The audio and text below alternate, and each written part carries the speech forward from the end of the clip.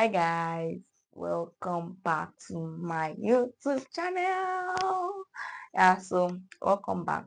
Please, if you are just stumbling on this video, kindly hit the subscribe button, like, comment, and please share to your departmental groups. And if you subscribe to this channel before, thanks so much for doing that. So today we would be talking about polytropic process. Yes, polytropic process. So what we are going to be talking about on this particular topic is the polytropic process of an ideal gas and the process of adiabatic and isentropic process of polytropic gas process. So let's just get the principle, the concept of the process before we move to the calculations. So the relationship between pressure and volume during compression and expansion of an ideal gas can be addressed analytically. One form of this relationship is given by the equation PV raised to power n equals to constant. So basically, this is just trying to tell us that the relationship between pressure and volume, either by like probably they compressed or they expand in a system for of an ideal gas. There's a way it can be addressed, and the formula or the equation is this. So the equation above is called a polytropic process. So this equation, the relationship between pressure and volume, is a polytropic process. So P raised power n equals to constant. Basically, most of what we'll be doing will be major on this equation, since that's the equation for polytropic process. So for a polytropic between two states, we have P1 V1 raised to power n equals to PV V2 raised to power n equals constant. So as many states as we have, they equal each other and they now equal to the constant. So we also have the ideal gas equation, which is PV equals to nRT. So this n can be mass. The P is our pressure, the V is the volume, n is number of moles, or in some cases or in most cases you'll be given your mass. So this n will be replaced with m, then r and temperature. So this r is a constant, and most times you'll be given in your question.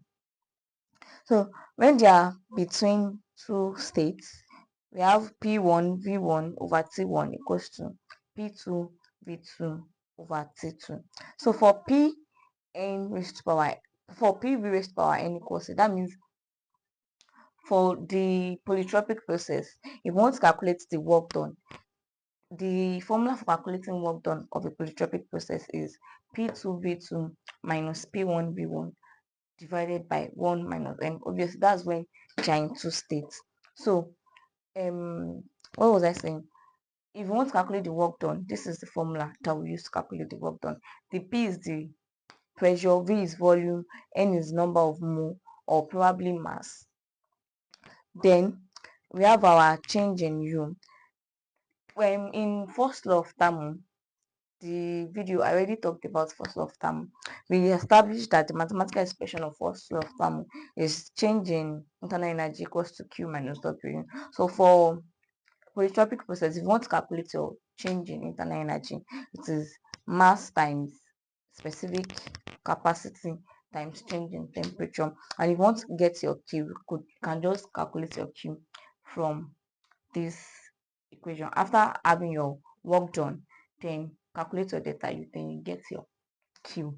So let's look at some of the equations, some of the formulas, the proper formulas that I'll be using, and the key concepts that I'll be using for our calculations. When pressure is constant, the process is called an isobaric process. And from our ideal gas equation, we know normally that our ideal gas equation is P1 V1 over T1 equals to P2 V2 over T2. But now they're now saying that pressure is constant. More like saying pressure is the same thing in both this from the right hand side and the left hand side. So there is really no point adding it since they are the same thing. It's really not going to make any significant change in it. So when we remove our pressure from it, then we are left with V1 over T1 equals to V2 over T2, because there are cases whereby you'll be given probably three of the variables and you need to look for the last one. So it depends on the process, or if it's an isobaric process or isothermal process or isomeric process. So it depends on the process, and the process is going to determine the formula that you will use for it. So to calculate for constant pressure, which is isobaric process, if you want to calculate your heat, which is Q, it's going to be MCP, that's specific heat capacity of pressure, into bracket delta T. So more like saying MC change in theta, MC change in T, which is temperature. Then if you want to calculate the work done, we have P into bracket V2 minus V1. So under constant pressure, you have your Q to be MCP change in T, and your W is P into bracket V2 minus V1, and you have this in case you need to calculate for any variable. So that's that about constant pressure. When temperature is constant, the process is called isothermal. Just like constant pressure, we have P1 V1 over T1 equals to P2 V2 over T2. So if we have the same value for temperature, then there's really no need adding it. So we are left with P1 V1 equals to P2 V2. So in case you need to calculate any of the variables, you just substitute it to get your answer. Then for constant temperature, we want to calculate our work done for constant temperature. It's going to be W equals to MRT in V2 divided by V1. And for isothermal, which is constant temperature, our Q is the same thing as our work done, which is Q equals to W. So we also have for isochoric, which is constant volume. Constant. The process is called isochoric or isometric process. So from the ideal gas equation, just like the other ones, we have P1 V1 over T1 equals to P2 V2 over T2. So the volume is constant. So we are left with P1 over T1 equals to P2 over T2. So we have this. Then to calculate for it, we have Q equals to MCV into bracket delta T. And for the work done for constant volume is 0. So in summary, this is the general equation for polytropic process. We have our PV raised to n equals C. Then we have W equals P2 V2 minus P1 divided by 1 minus N. And our delta U for it is MC change theta. And our delta U2 is going to lead us to get our Q for isotropic process. So relating it to ideal gas equation now. So for constant pressure, we have V1 over T1 equals to V2 over T2. For constant temperature, we have P1 over T1 equals to, constant volume rather, P1 over T1 equals to P2 over T2. Then for constant temperature, we have P1 V1 equals to P2 V2. Then for Q, we have MCP. That's for pressure. So basically, all of this is for constant pressure. If you want to calculate the ideal gas for constant pressure, this is it. If you want to calculate the heat for constant pressure, this is the formula. And if you want to calculate the work done for constant pressure, this is the formula, just like the rest of them. So I'll be writing these equations on top because that will be the basis of everything that we need to solve. So I'll be writing it at the corner so that we won't forget. So before we move into the calculations, let's talk about the polytropic process of adiabatic and isentropic. Polytropic process involving adiabatic and isentropic process.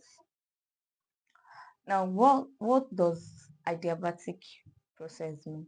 So a thermodynamic process in which there is no heat in and out of a system.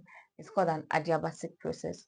So when I was introducing thermodynamics, I mentioned open system, closed system, and isolated system. So we said open system, mass and energy flows through like within the surroundings and the system. For closed system, just energy, no mass. And for isolated system, none of it flows, no mass, no energy. You want to get more, you can check the video. So for adiabatic process now, it does not flows in and out of the system. So that's what adiabatic process means. So that is Q equals 0 and our Q is our heat. Then for isentropic process, a thermodynamic process that is both adiabatic and reversible. So that means an isentropic process is a process that it does not flows in and out, and it's also reversible, that is at constant entropy. That's like we are saying that delta S equals 0. So for adiabatic, no it in and out. For isentropic, no it in and out. Then the process is reversible, that is entropy is 0. So that means for isentropic process, Q is also 0, delta S is also 0. So now, if I ask to calculate cost for constant pressure in an adiabatic system or in an adiabatic process, the formula you use is T2 divided by T1 equals V1 over V2. All brackets all of this, then gamma minus 1. So this gamma is the ratio of specific pressure and specific volume. So to get this, you have to divide your CP over CV. For constant volume, which is isochoric, T2, if you want to calculate, if it's an adiabatic system or isentropic process, so T2 equals, T2 divided by T1 equals P2 divided by P2. Those ones are in brackets. Then gamma minus 1 divided by gamma. Then for constant temperature, which is isothermal, we have PV raised to power gamma, then which will give us P1 V1 raised to power gamma equals P2 V2 raised to power gamma. So it depends on if it is P1 you are looking for or if it is P2 that you are looking for to get the answer. So for adiabatic process and isentropic process, if you want to calculate your work done, the formula for calculating work done is P2 V2 minus P1 V1 divided by 1 minus gamma, just like for what's it called, for polytropic process. You know, this is also polytropic process, but it involves adiabatic and isentropic process. So for, like I said, P2 V2 minus P1 V1 divided by 1 over gamma. Or if you are not given this variable, you can also use MCP change in theta to calculate your W for isentropic process and adiabatic process. Or you can also use W equals to M delta H, and delta H is changing enthalpy, which is H2 minus H1. So it depends on what you are given. The variable that you have is going to depend on the work done that you are going to calculate. Then I already mentioned this, that our gamma is our CP divided by CV. So in cases whereby you are not giving your CP and you are not okay, in cases where you have to calculate your, you need your R, but you're not giving, but you have CP and CV. So our R is CP minus CV. And to calculate your isentropic efficiency, we have, this denotes isentropic efficiency equals to work done, actual work done divided by isentropic work done. So I'll write these formulas in summary.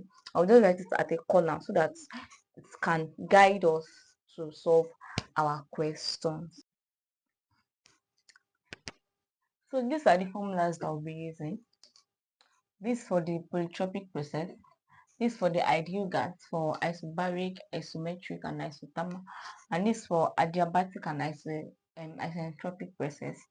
The constant pressure, constant volume, constant temperature, the heat. You know, adiabatic means there's no exchange, so there's no heat in the work done.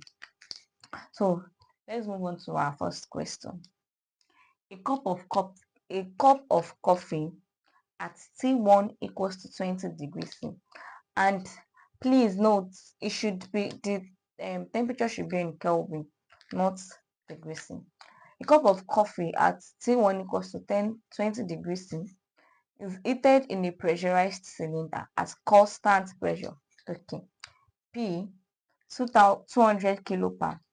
The volume of the steam expands from V1 0.02 meter cube to V2 0.05 meter cube. Assume Cp to be 2.0 kilojoule per kilogram Kelvin.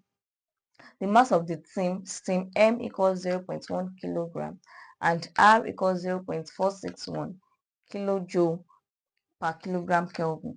Calculate the final temperature T2 and the amount of heat added during the process. So like I always say, let's write out our parameters and what we are asked to look for.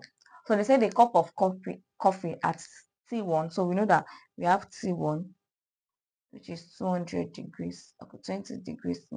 I'll be changing that to Kelvin. So this should be 293 Kelvin. Is heated in a pressurized cylinder at constant pressure. So they already know that, they made us know that this system was at constant pressure. So they gave us our P to be 200 kilobar. The volume of the steam expands from V1, that's the initial volume, 0.02 meter cube, to V2, 0.005 meter cube. Okay, sorry, this one is 0.002 meter cube. Assume Cp is 2.0 kilojoule per kg Kelvin. The mass is 0.1 kilogram and the R is 0.461 kilojoule per kilogram Kelvin. Calculate the T2 and the Q. Okay, so this is what we are asked to calculate. After writing out our parameters from the question, they made us understand that it's a constant pressure. And what are we asked to look for? The final temperature and the Q. So let's come to, we know that this is a polytropic process, right? So let's come to the said constant pressure. So let's check. What's the formula for constant pressure? This is it. So from this formula, we can get our T2. So we have to calculate T2. We have V1 over T1 equals to V2 over T2. So since we are looking for our T2, that would be C1 V2 divided by V1, which is going to give us, what's our T1? 293. What's V2? 0.005 divided by, what's V1? 0.002. So when we calculate this, what is it going to give us?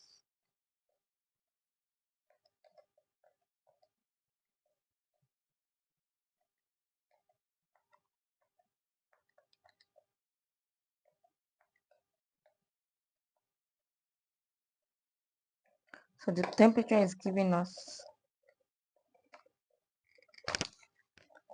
732.5 Kelvin.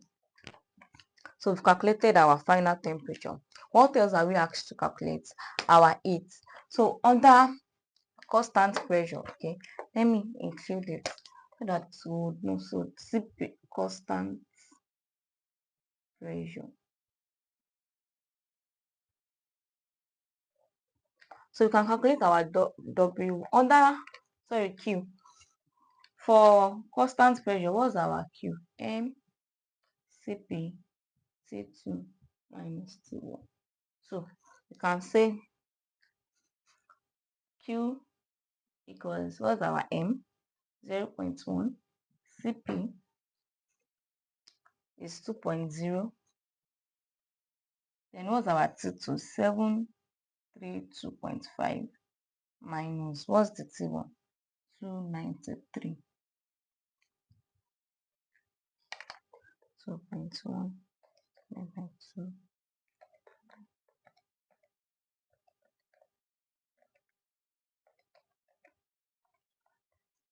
So we are left with 87.9 kilojoule.